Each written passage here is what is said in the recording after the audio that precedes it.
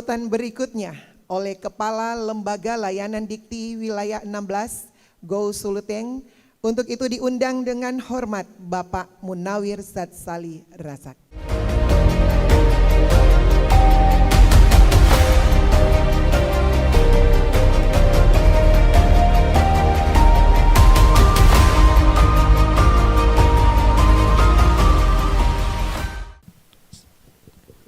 Assalamualaikum warahmatullahi wabarakatuh. Selamat pagi Bapak Ibu, Shalom, salam sejahtera untuk kita semua, Om Swastiastu, Namo Buddhaya, salam kebajikan. Yang saya hormati Gubernur Provinsi Sulawesi Utara yang dalam kesempatan ini diwakili oleh Kepala Dinas Pendidikan, Ibu Dr. Femi Jesulu MSI. Terima kasih Ibu sudah hadir. Yang saya hormati Wakil Ketua Pelaksana Program MBKM, Bapak Amir Mahmud Satari, terima kasih Pak. Yang saya hormati Ketua Unit Pelaksana Kampus Merdeka Mandiri, Mbak Desia Lendrina, PhD. Yang saya hormati Ketua Kepala BPMP Sulut, Bapak Kandidat Dr. Febri Hajedin. Yang saya hormati rekan-rekan mitra MSIB yang hadir, dari CEO Amati, Mas Firingga, dari Kepala Sekolah Ekspor Nasional, Bapak Dr.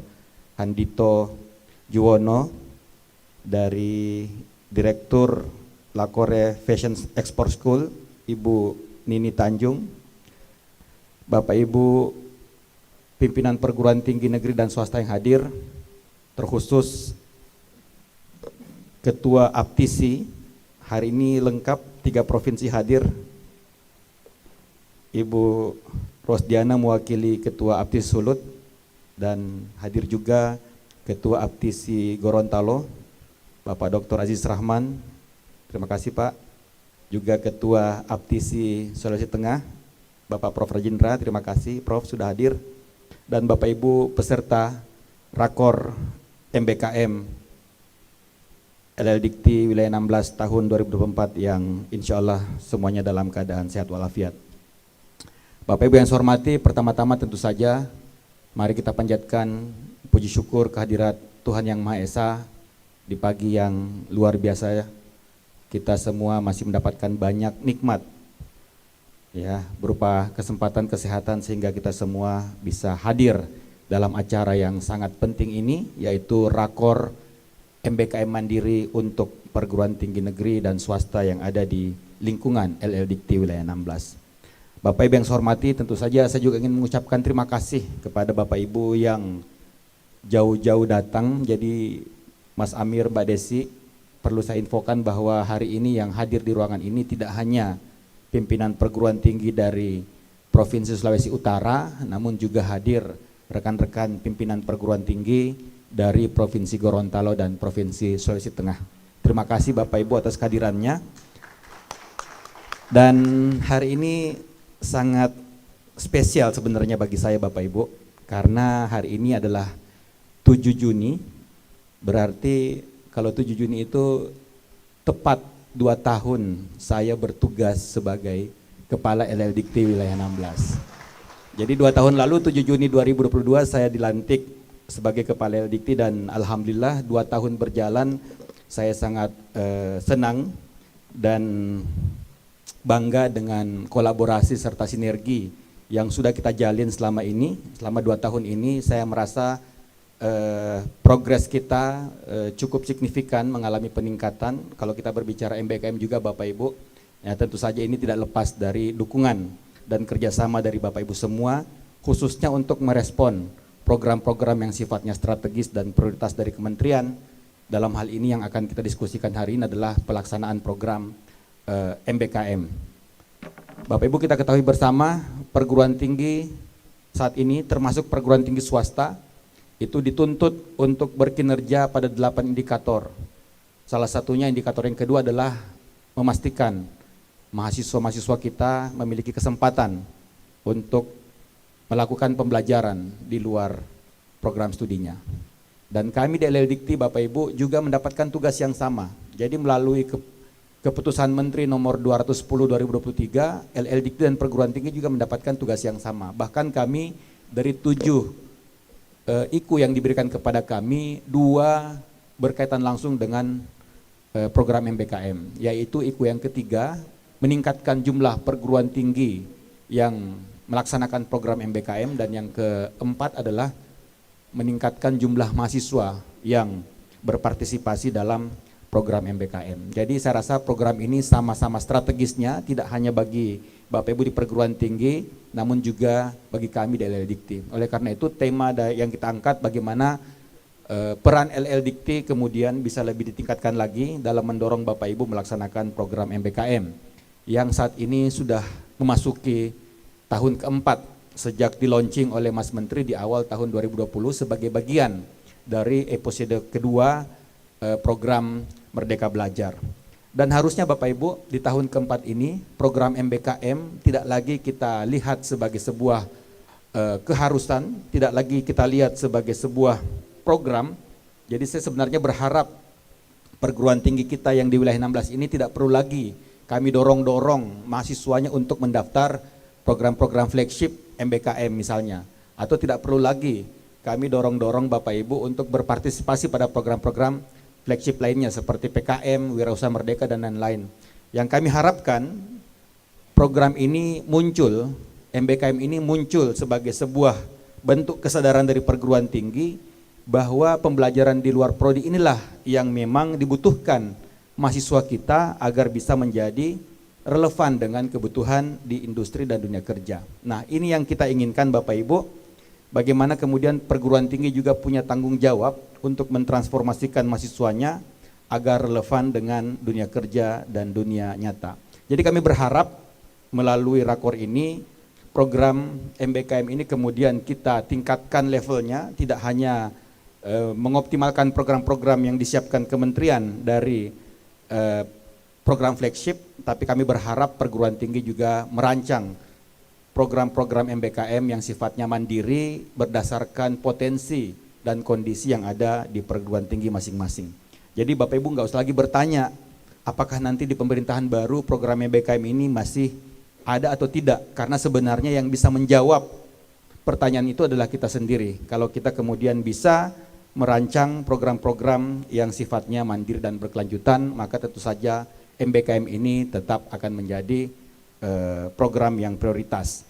Dan kami di kementerian Bapak Ibu sudah mengikat, ya, sudah membuat dasar hukum bagi Bapak Ibu untuk melaksanakan program ini secara berkelanjutan. Kalau Bapak Ibu membaca Permendikbud nomor 53 tahun 2023 di pasal 18 ayat 4, di situ jelas Bapak Ibu bahwa mahasiswa untuk yang jenjang sarjana itu dapat melakukan pembelajaran di luar prodi itu satu semester ya di perguruan tinggi yang sama atau 20 SKS, dan bisa mengambil 2 semester atau maksimal 40 SKS pembelajaran di luar perguruan tinggi. Dan bagi program D4 bahkan itu sifatnya wajib Bapak Ibu. Jadi sudah kami buatkan landasan hukumnya, dan tentu saja sebentar ini akan kita diskusikan bagaimana langkah-langkah yang dapat Bapak Ibu laksanakan ke depan di sesi siang sebentar sampai sore. Jadi kita Bapak Ibu akan berdiskusi cukup intensif hari ini.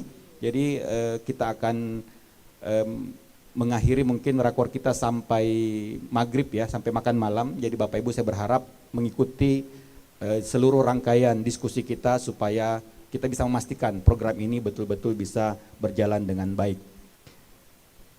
Saya ingin mengucapkan juga ya, dalam 2 tahun ini saya melihat tadi progres yang luar biasa dari perguruan tinggi Bapak Ibu. Jadi saya ingin mengucapkan terima kasih kepada seluruh perguruan tinggi negeri dan perguruan tinggi swasta yang betul-betul merespon program prioritas dari Menteri ini dengan baik.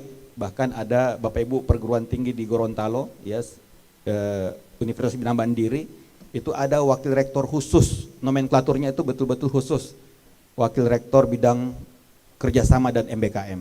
Ya, saking betul-betul MBKM ini dilihat sebagai sebuah yang strategis, ya, program yang strategis sampai menjadi nomenklatur jabatan seorang wakil rektor. Nah ini tentu saja langkah-langkah yang menurut kami perlu direplikasi, perlu ditiru oleh Bapak Ibu. Setidaknya ada unit khusus atau ada penanggung jawab di perguruan tinggi masing-masing yang bisa kemudian kami ajak koordinasi untuk memastikan program ini berjalan dengan baik.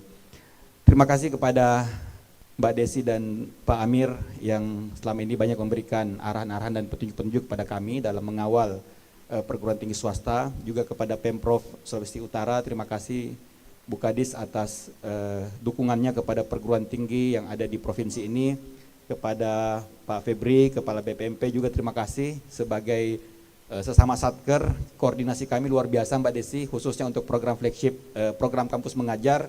Pak Febri ini intens ya mengundang kami berkoordinasi untuk melakukan evaluasi terkait program-program flagship khususnya PKM. Terima kasih kepada tim saya, tim IKU yang didominasi anak-anak muda. Jadi tim IKU ini Bapak Ibu tidak ada yang usianya lebih tua dari saya, nggak ada ya. Jadi memang pekerjaannya luar biasa intensif, luar biasa berat. Terima kasih atas kerja keras kalian ya, karena saya tahu banyak sekali tugas yang saya berikan kepada kalian dan sejauh ini semua bisa dilaksanakan dengan baik. Terakhir Bapak Ibu, kemarin saya sudah sampaikan ke grup WA kita, bulan ini ada 15 kegiatan LL Dikti, ini kegiatan yang ketiga, masih ada 12 kegiatan lagi yang akan kami laksanakan. Hari Senin besok kami di kantor BPMP akan melakukan penguatan kapasitas bagi Satgas PPKS Bapak Ibu. Jadi mohon pimpinan PTS Sulut memastikan Satgasnya berpartisipasi pada program-program tersebut dan juga pada program-program yang akan kami laksanakan sampai dengan akhir bulan Juni. Tentu saja saya berharap seluruh perguruan tinggi kita berpartisipasi aktif pada program-program yang dilaksanakan oleh kementerian maupun dari LL Dikti. Saya rasa demikian yang dapat kami sampaikan. Tentu saja sekali lagi saya berharap Bapak Ibu pimpinan perguruan tinggi tetap proaktif sebentar sampai sesi diskusi berakhir, karena kita jadwalkan ada 2 sesi siang dan sesi sore yang di situ nanti kita akan bicara banyak untuk membicarakan kelanjutan program MBK Mandiri ini ke depan. Terima kasih atas perhatiannya, mohon maaf atas segala kekurangan. Billahi taufiq wal hidayah. Assalamualaikum warahmatullahi wabarakatuh dan semoga Tuhan memberkati kita semua.